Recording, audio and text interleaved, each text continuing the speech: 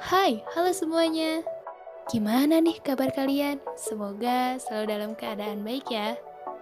Oh iya, di sini aku akan membahas sedikit ilmu yang bisa bermanfaat buat kalian. Mau tahu? Oke, pada kesempatan kali ini aku akan membahas mengenai sejarah, lebih tepatnya mengenai perkembangan pemikiran Yunani Romawi pada zaman klasik dan apa sih pengaruhnya terhadap kehidupan Barat dan Islam. Eits, tapi tahan dulu. Sebelum itu, perkenalkan namaku Imel Horunisa dengan NIM 1904261 Prodi Pendidikan IPS Universitas Pendidikan Indonesia. Nah, ayo kita bahas sekarang.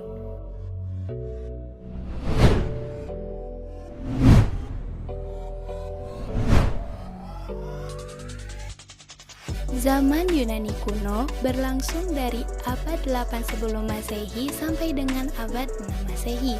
Banyak pertanyaan mendasar yang diajukan dan pertanyaan ini dijawab oleh berbagai agama. Penjelasan agama ini disampaikan secara turun-temurun dalam bentuk mitos. Ayo mulai dengan perkembangan pemikiran. Yang pertama, natural religion. Masyarakat pada zaman tersebut memiliki anggapan bahwa hubungan manusia dengan Sang Maha Pencipta bersifat formalitas. Artinya, kedudukan Tuhan terpisah dengan kehidupan manusia. Kepercayaan yang bersifat formalitas ini tidak memberikan kebebasan kepada manusia. Yang kedua, filsafat Prasokrates ini merupakan awal dari perkembangan filsafat Yunani kuno. Ciri-ciri filsafat Prasokrates adalah rasional metafisik, di mana pemikiran yang diikuti dengan kepercayaan kepada hal-hal gaib, seperti memberikan sesajian kepada dewa matahari.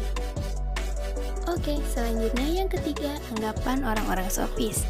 Orang-orang sofis sebagai puncak dari pemikiran sebelumnya. Salah satu tokohnya menyatakan bahwa realitas itu sebenarnya tidak ada, karena penginderaan itu tidak dapat dipercaya. Yang kedua, penginderaan itu merupakan sumber ilusi. Dan yang ketiga, pada masa ini memperlihatkan juga kekurangan bahasa untuk mengomunikasikan pengetahuan kita.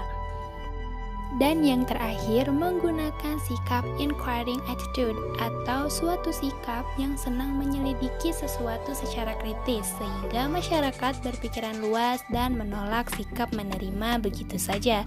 Dan tokoh yang menyebarkan paham ini adalah Socrates, Plato, dan Aristoteles.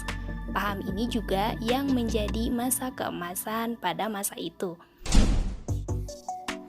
Pengaruh terhadap kehidupan Barat dan Islam. Filsafat abad pertengahan berlangsung dari abad ke-4 sampai abad ke-15 Masehi. Dan ini merupakan masa berpadunya antara filsafat dengan agama. Nah, ayo mulai dengan pengaruhnya terhadap kehidupan Barat. Di Barat, ajaran filsafat dianggap bertentangan dengan doktrin gereja. Bahkan, filsuf yang mengeluarkan ajaran tersebut dihukum mati. Seperti peristiwa Kopernikus dan peristiwa Galileo. Itulah mengapa filsafat abad-abad ini juga disebut sebagai abad ke-8 dan filsafat Barat mengalami stagnasi atau keterhambatan. Sekarang, ayo bahas pengaruhnya terhadap kehidupan Islam. Pengaruhnya terhadap Islam ternyata bertolak belakang dengan apa yang terjadi di Barat. Kontak antara Muslim dengan filsafat Yunani memang telah terjalin sejak Umayyah berkuasa di Suriah. Namun, puncak pencapaian intelektual itu menurut Hiti terjadi dalam arena pemikiran filsafat. Kontribusi Islam semakin besar, terutama melalui upaya mendamaikan iman dengan akal dan agama dengan ilmu pengetahuan. Salah satu tokoh terkenalnya adalah Al-Farabi.